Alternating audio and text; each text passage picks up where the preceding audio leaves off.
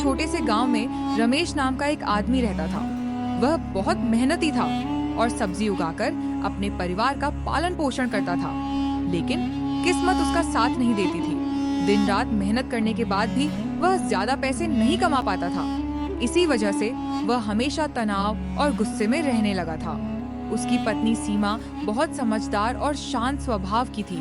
उनके 2 बच्चे थे, पूजा और राजू। एक दिन रमेश देर शाम घर लौटा। सीमा दरवाजे पर खड़ी उसका इंतजार कर रही थी।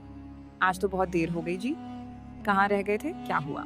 तुम्हें क्या लगता है मैं फालतू में घूमता रहता हूँ? अरे काम पर गया था, लेट हो गया। जब देखो जासूसी करती रहती हो मेरी।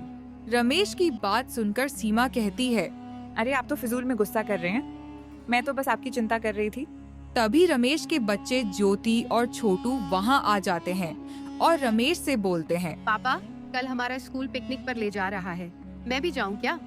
कहीं नहीं जाना है ज्योति, चुपचाप घर पर बैठो और पढ़ाई करो। वैसे भी हमारे पास पैसे नहीं हैं। पापा, आपके पास तो कभी पैसे नहीं रहते। एक छोटी सी फरमाइश की है हमने, आप वो भी पूरा नहीं कर सकते। छोटू की बात सुनकर रमेश को गुस्सा आ जाता है और वह छोटू को जोर से थप्पड़ मार देता है।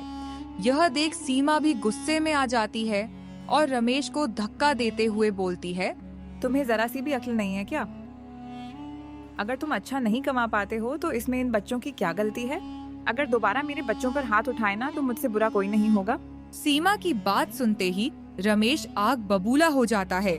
मुझसे जुबान लड़ाती है, अभी मजा चखाता हूँ। लेकिन रमेश गुस्से में सीमा को कुछ ज्यादा ही मार देता है, जिसकी वजह से सीमा बेहोश हो जाती है और मर जाती है। यह देख छोटू बोलता है, बस करें पापा, मम्मी बेहोश हो गई है। हम आगे से आपसे कुछ नहीं मांगेंगे, आप मम्मी को छोड़ दो। छोटू और ज्योति की बात सुनकर रमेश रुक जाता है और नीचे गिरी सीमा के पास जाता है और उसे देखता है। लेकिन सीमा मर चुकी होती है। यह देख रमेश डर जाता है। ये सीमा तो मर गई। मैं क्या करूं? पुलिस मुझे नहीं छोड़ेगी। मैं क्या करूं?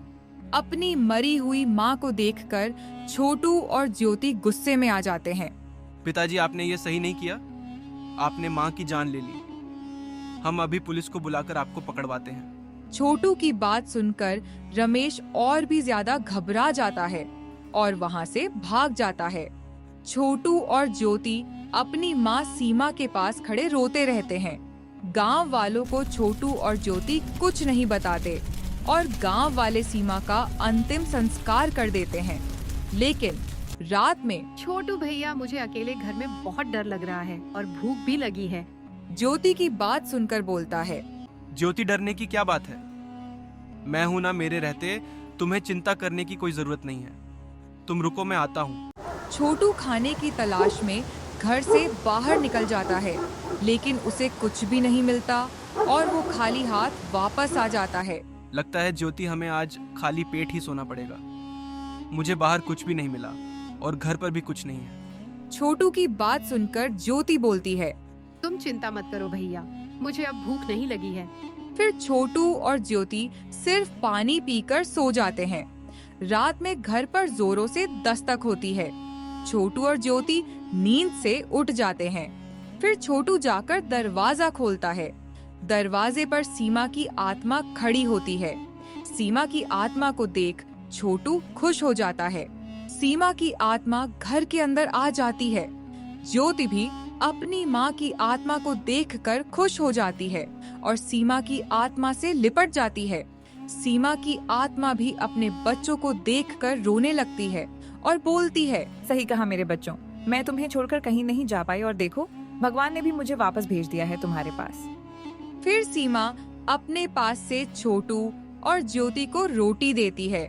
दोनों भरपेट खाते हैं और सो जाते हैं। अगली सुबह सीमा छोटू और ज्योति को लेकर दूसरे गांव में चली जाती है और रूप बदलकर अंडे की रेडी लगाने लगती है। मैं उस गांव से तो बाहर आ गई हूँ भगवान, ताकि मुझे कोई पहचान ना सके। हे भगवान, मेरी मदद करना ताकि मैं अपने बच्चों को अच्छे से रख पाऊँ। फिर सीमा रोज अंडे की रेडी लगाती और अंडे और ऑमलेट बना बना कर बेचती।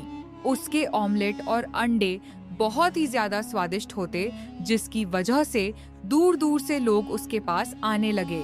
सीमा बहन, तुम जो आमलेट बनाती हो बहुत ही स्वादिष्ट होता है। मैंने उतना बढ़िया आमलेट कभी नहीं खाया।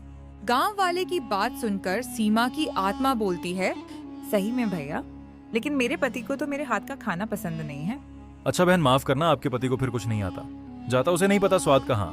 जैसे जैसे समय बीतने लगा, सीमा की कमाई बढ़ने लगी और छोटू और ज्योति भी खूब खुश रहने लगे। लेकिन शायद उनकी किस्मत में ज्यादा दिन खुश होना नहीं लिखा था। सीमा से जलने वाले भी बहुत हो गए थे।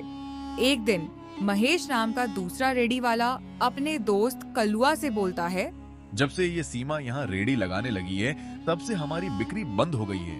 पता नहीं मनहूस औरत लोगों पर क्या जादू करती है। मन तो करता है इसका गला दबा दूं।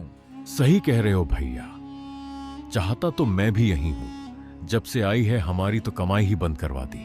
फिर महेश और कलुआ सीमा को मारने का प्लान बनाते हैं और एक आदमी को सीमा को मारने के लिए बुलाते हैं। वह आदमी कोई और नहीं बल्कि रमेश होता है, जो कि एक गुंडा बन चुका होता है। तुम दोनों चिंता मत करो, उस अंडे वाली की मैं भुर्जी बना दूंगा भुर्जी।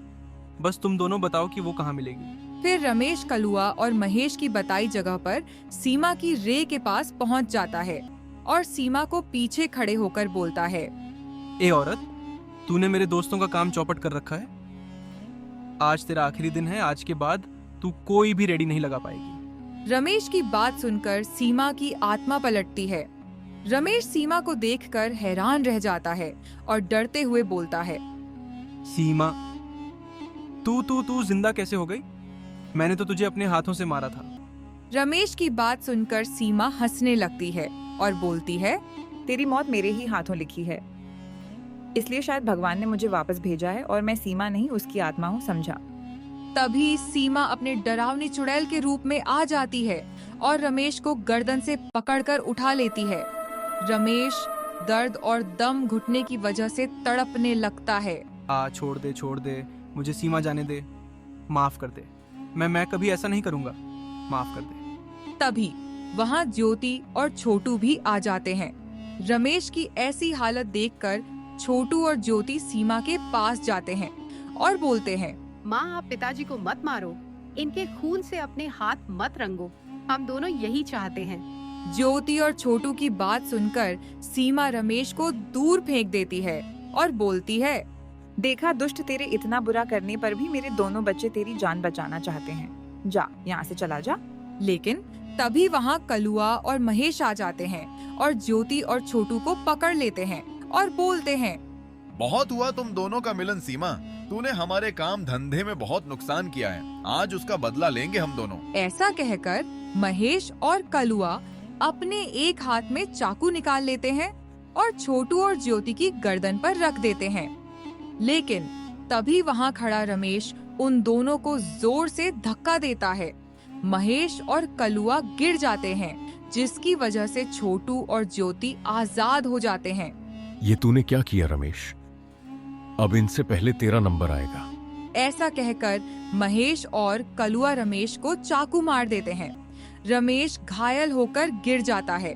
सीमा को बहुत गुस्सा आता है और वो उन दोनों को उठाकर दूर फेंक देती है, जिसकी वजह से कलुआ और महेश दोनों मर जाते हैं। सीमा रमेश के पास जाती है और बोलती है, आज तुमने मेरे दोनों बच्चों की जान बचाई है, इसकी वजह से मैं तुम्हारे सारे पुराने पाप माफ करती हूँ। सीमा की बात सुनकर रमेश रोने लगता है और बोलता है, मुझे माफ कर दो सीमा, मैंने बहुत बड़ी गलती कर दी, मुझे माफ कर दो। रमेश की बात सुनकर सीमा बोलती है, तुम्हें मैं माफी तभी दूंगी जब तुम अपने बच्चों को संभालोगे और उनका ख्याल रखोगे। मैंने अपने दोनों बच्चों के नाम बहुत पैसा छोड़ा है और अब ये अंडे की रे तुम संभालो। मैं उनका पूरा ख्याल रखूंगा सीमा, और आगे से पैसों के पीछे भी नहीं भागूंगा, मेहनत करूंगा। हाँ, मेहनत। फिर सीमा की आत्मा वहाँ से गायब हो जाती है।